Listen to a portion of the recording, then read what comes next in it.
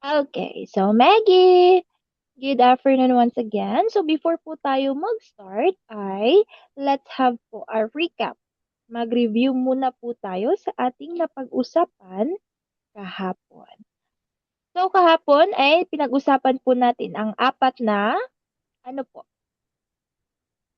Apat Apat na, na apat na tao na pumunta sa Pilipinas. okay, or ang expedition. Okay? Or this one, can you please read this one, Maggie? Ang mga Ang ang mga expedition Espanyol. Okay, ang mga ekspedisyong Espanyol. Okay, so naaalala mo po ba ang unang ekspedisyon? Sino po ang nangunguna or sino ang nanguna sa unang ekspedisyon? This one, ito pong Si taon to. Ferdinand Magellan. Okay, si Ferdinand Magellan. Now, saan po nasawi si Ferdinand Magellan? Sa, Saan sa Pinas? okay, Ay, nasawi siya sa or namatay po siya sa sa labanan Cebu. sa Cebu. Very good. Sa labanan nila sa Macta noong kailan yon, Maggie? Magkanoong Al Abre April. Abril 27, 1521. Okay. Nasawi siya sa labanan noong Abril 27, 1521. Nang naglayag si Magellan, ano ang kanyang napatunayan? Napatunayan niya na ano po ang mundo or ang daigdig. Ito po ay So ay Binlong. Bicol. bilog or round. At sabi niya, tama daw ang paniniwala ni Christopher Columbus. Sige, so daan na po tayo sa unang ekspedisyon. Now, dito tayo sa ikalawa. Sino po ang namumuno or sino po ang nag-lead sa ikalawang ekspedisyon? We have Ah, si Juan Grace de Yeah. Los. Juan Garcia de Loisa. Noong kailan, Maggie? Noong Noong 1525. 1525. Pero nasawi siya, 'di ba? Namatay po siya sa isang karamdaman. So may pumalit sa kanyang dalawang tao. Sino naman po ang pumalit sa kanya na sino po or sino-sino ang pumalit sa kanya? Si Um, Sina si Elcano at Alonso de la Asa, Salazar. Salazar. Okay, so ang pumalit sa kanya ay si Elcano at Alonso de Salazar. Now, tapos na tayo sa ikalawang ekspedisyon. Dito naman tayo sa ikatatlo. Okay, Maggie, sino po ang namumuno sa ikatatlong ekspedisyon? Si? Si, Sino po? si Okay, R. Uh, si si Alvaro Saavedra. Saavedra. Saavedra? May last name pa siya. Silverno. Teron. Okay, noon. Kailan, Maggie? Noong Noong 15? 1527. Okay, 1527. Ipinadala po siya ni Haring Carlos the First ng Spain. At saan lamang nakarating si Ceron, Maggie? Ang lugar lamang po siya nakarating sa Sa Surigao, Surigao. Mindanao. Okay.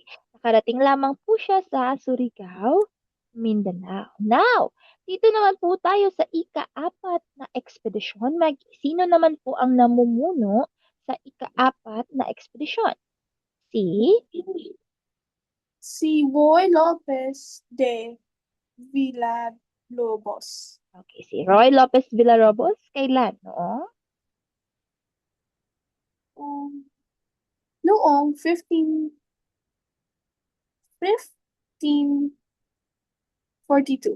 Okay, 1542. Now, saan po or saang lugar or saang country nagsimula ang kanyang ekspedisyon? Sa Mexico. Sa Mexico.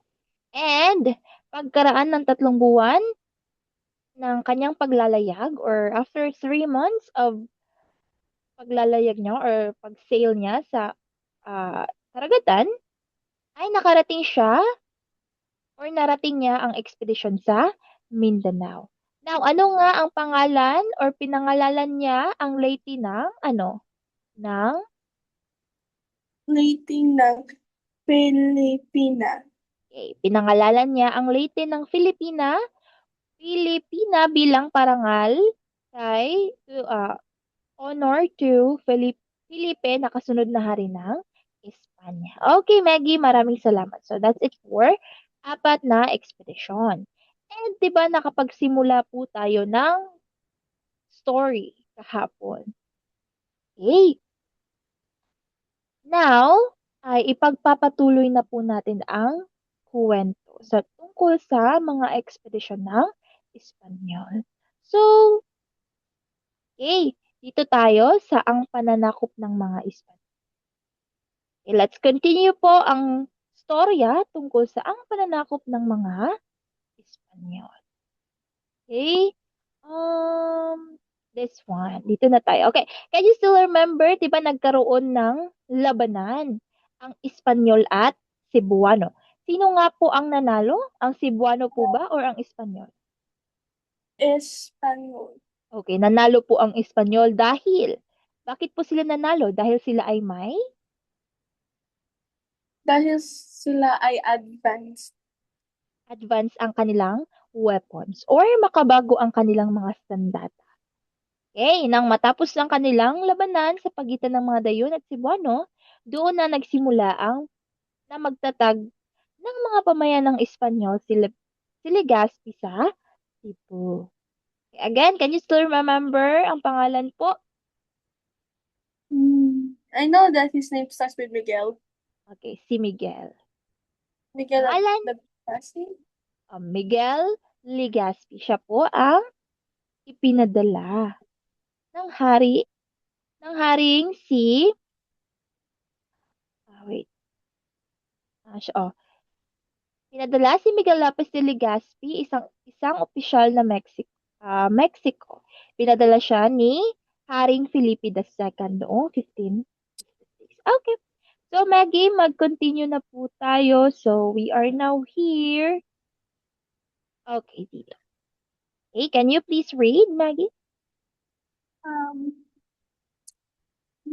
Nagpatuloy na ang pananakop ng mga Espanyol ng Kawagan, sukupit ng ang Manila, pinangunahan ni Juan de Salcedo o ni Legazpi na pasakop sa mga karating lugar at Manila hanggang sa mga pamayan sa Timog at Luzon at Bicol na nakarating din sila sa hilangan hindi ng Luzon patulong kaniyang at pabalik na Manila dahil hindi sa batang kalakas umon nasa 4,000 kahab Kabahayan? kabayan ng Silasumung at mahigit 500 ng nasawi. Okay. So, maraming salamat. Now, nagpatuloy na po ang pananakop ng mga Espanyol. Okay, after the Spaniards captured Manila, they continued to conquer the other parts of the Philippines. So, nagpatuloy na po silang um, sakupin ang Maynila. At pinangungunahan or ito po ay pinangungunahan ni or lead by Juan de Salcedo. And siya po ang grandson, okay, ang grandson ni Miguel Lopez de Legazpi na lead ng mga Spanish soldiers. Okay, apo siya ni Legazpi. Okay, ang apo ni Legazpi or ni Miguel Legazpi ay si Juan de Salcedo. Now, after that, Maggie, nakarating sila sa hilagang bahagi ng Luzon. Or they traveled and took control of nearby places around Manila. And the southern part of the Luzon, which is yung Luzon, the Bicol region, and later the northern part of the Luzon, including the Cagayan, before returning to Manila. Now, so dahil sa sandatahang lakas, umano'y nasa 4,000 na kabahayan po ang nasunog. Imagine nasunog, meaning na-burned na mga bahay. So there are about 4,000 houses were burned and more than 500 people po ang namatay dahil sa pakikipaglaban or sa kanilang paglaban. Okay. So, okay, do you have questions po or let's continue na? Wala po. Okay, again ha, sino nga po ang nangunguna sa pananakop Hmm. sa Maynila? We have Juan de la Rizal. Larcedo, Okay. Apo siya ni? Sino po? Apo siya ni? Legazpi. Okay, ni Miguel Legazpi. Sige. Now, let us continue. Okay. So, maaari mo po bang basahin?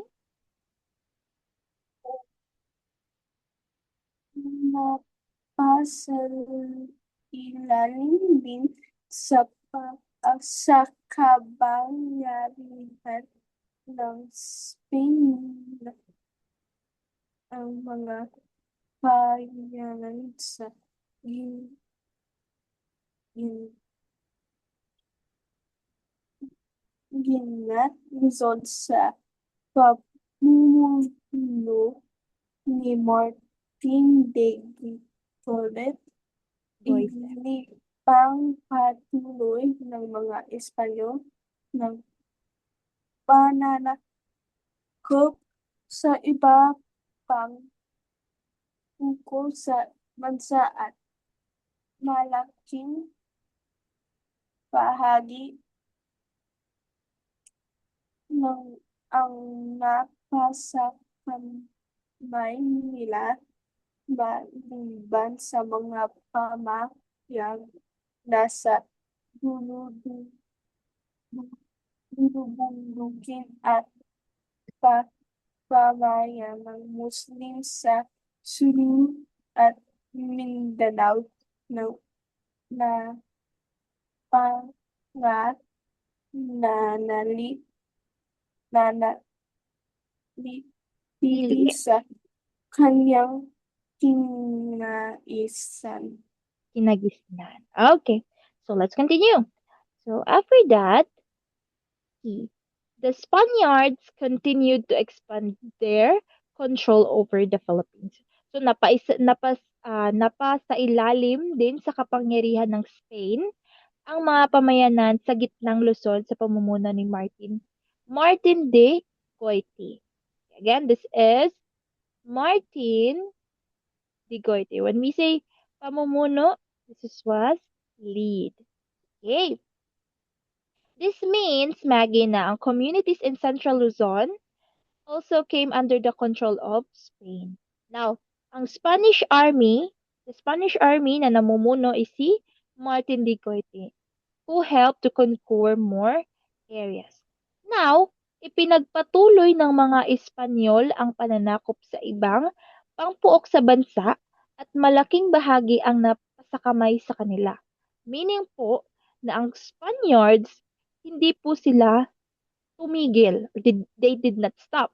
They continued conquering many other places in the Philippines until po na nakontrol na nila ang malaking bahagi or a large part of the country. Now, sabi dito, maliban sa pamayanang nasa bulubundukin at pamayanang Muslim at Sulu sa Mindanao. Pero Maggie, hindi lahat po ay kanilang na-conquered. So, ang mga tao po na namumuhay sa mountains and ang and the Muslim communities in Sulu and Mindanao were able to resist the Spaniards. They continued living according to their own traditions and way of life. So, again, Maggie, sino po ang nag-lead sa pag-help sa Spain para ma-conquer ang gitnang Luzon? Sino po? Sino po? Si? Martin de Goiti.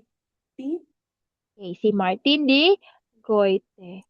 Now, so summary lang, ang Spaniards po ay na-continue nila ang pag-taking control sa parts ng Philippines and most areas po ay ang kanilang conquered. Pero, saang lugar, Maggie, ang hindi po nila na-control? Ang sa sa mga nasa bulubundukin or mountains po at sa mga pamayanang Muslim sa Sulu at Mindanao na pawang natili sa kanilang kagitnaan. So, that part of the Philippines ay they remained independent and keep their tradition. Okay. So, continue the story, Maggie. Okay, can you read this one po? Ang ating isip mabuti kung ating iisipin mabuti, kaunti lamang ang bilang ng mga Espanyol kung ikukumpir para sa bilang ng mga katutubong Pilipino.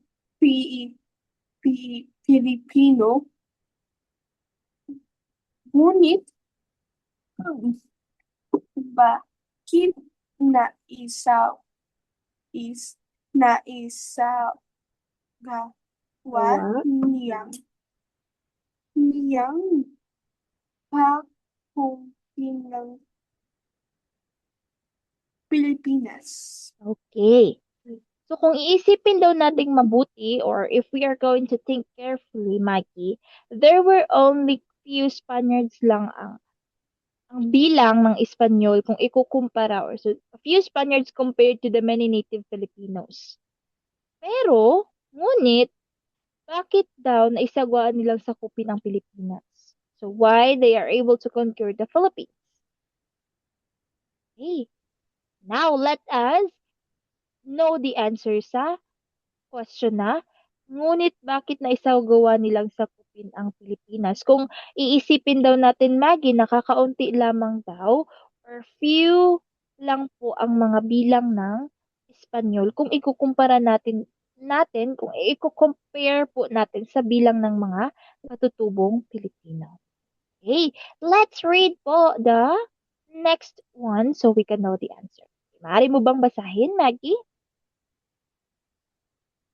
Ito ay dahil sa nalingan persang ilintar na may mga makabagong katulad ng mga viral at kung saan kaniyang gamit sa pakikipaglaban. Samantala, ating pana at tabak lamang ang san sandata ng mga katutubo. Okay. So, ang dahilan pala, Maggie, so, to answer the question, ito daw ay dahil sa puwersang militar. So the Spaniards were able to conquer the Philippines dahil po sila ay may strong military. And sila po ay merong advanced weapons such as mga baril at kanyon. So these weapons were much more powerful po during those battles. Okay. On the other hand, Maggie, ang mga native Filipinos o yung mga katutubong Filipino noon, sila po ay may, ano lang, bows, pana at tabak. Bows and arrows and swords lamang po ang meron sila. Kaya, matatalo talaga sila, matatalo sila ng Spaniards dahil ang Spaniards, meron po silang baril at kanyon. Samantalang ang mga katutubo noon ay meron lang silang pana at tabak at mga swords. So although they were brave, their weapons were not as powerful as those of the Spaniards. Yan po, Maggie, ang sagot sa tanong na bakit naisagawa nilang sakupin ang Pilipinas. Kahit kakaunti lamang po ang kanilang bilang kung ikukumpara po ito sa bilang ng mga katutubong Pilipino. Okay, did you get it po, the answers of that question, Maggie? Naintindihan naman po. Opo. Okay, okay. Sige. Now continue. Okay, Maggie, can you please read po? Isa pang nakitang pawaan kung paano nagtutun na ang ng mga Espanyol ng Pilipinas ay ang estratehiyang divide and rule. Ang mga Pilipino ay wa wakat wakat hindi nila isip ang kaniyang sarili bilang isang bansa na hahati ng mga pagkat ang ng Pilipino sa iba't ibang barangay. Wala pang din ideya na ang ating mga Inuno. ninuno sa isang ma ma matatang na bansa. Okay, maraming salamat. Wow. This is another reason po kung bakit ang Spaniards ay they were able to control the Philippines. So sabi dito, Maggie, isa pang nakitang paraan kung paano na-control ng mga Espanyol ang Philippines ay ang strategy na divide and rule. Now, this means, Maggie, Spaniards use a strategy na tinatawag po na divide and rule. Ano po ba ang divide and rule? So, it means, Maggie, na keeping people separated instead of united. So, yung mga tao noon, they were divided para po easy lang po ang pag-control sa kanila. Now, the passage also says, Maggie, na ang Filipinos, hindi po sila united noon. They lived in different barangays, and each barangay po ay meron silang own leader. Now, at that time, they did not think of themselves as one country called the Philippines. They were loyal only po to their own communities. And dahil po sila ay divided, sobrang hirap po sa kanila na magtulungan, mag-work together against the Spaniards. Kaya, ito po ay naging madali. This made it very easy or easier sa mga Spaniards na sakupin ang mga lugar or conquer many places. Okay? Again, Maggie, pag sinabi po nating divide and rule strategy, ito po ang strategy of keeping people divided so that they are easier to control. Now, bakit nga po? Um, oh no.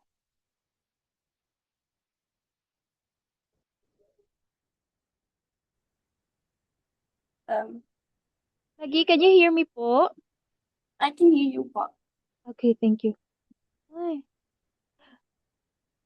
Ay, sir, my internet connection. Bigla po nawala ang aking internet connection. I'm so sorry, Maggie. Sige. Let's continue na. You can hear me now, right? Yeah. Okay, sige. So again, Maggie, pag sinasabi po nating divide and rule strategy, ito po ay ang strategy to keep people divided so they are easier to control. Isa rin po yan sa rason kung bakit na-control agad-agad ng Spaniards kahit kaunti lang sila. Aside sa sila po ay may advanced weapon, may baril sila at may cannons. At dahil din po sa divide and rule strategy. Okay. So, again, why was it easier? Bakit po sobrang dali lang sa Spaniards na sakupin ang Filipinos? Dahil ang mga Filipinos po ay nakadivide sila into different barangays and hindi po sila united as one nation. Okay. Did you understand po? Naintindihan po natin, Maggie? Yes po. Okay. So, let's continue po here. Okay, can you please read?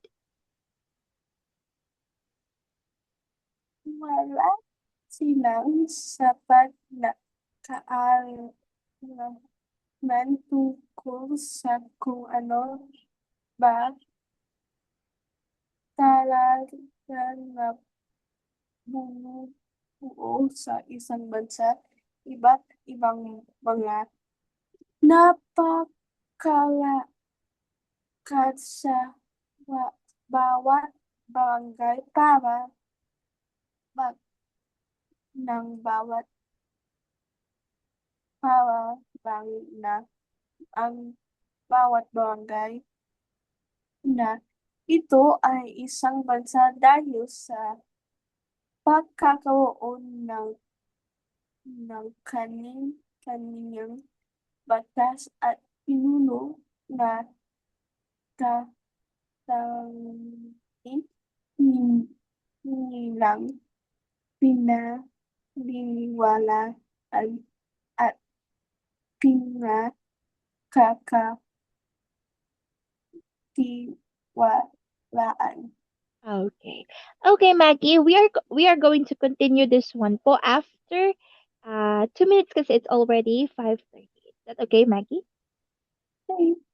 Sige po lagi. Wait lang. I need to stop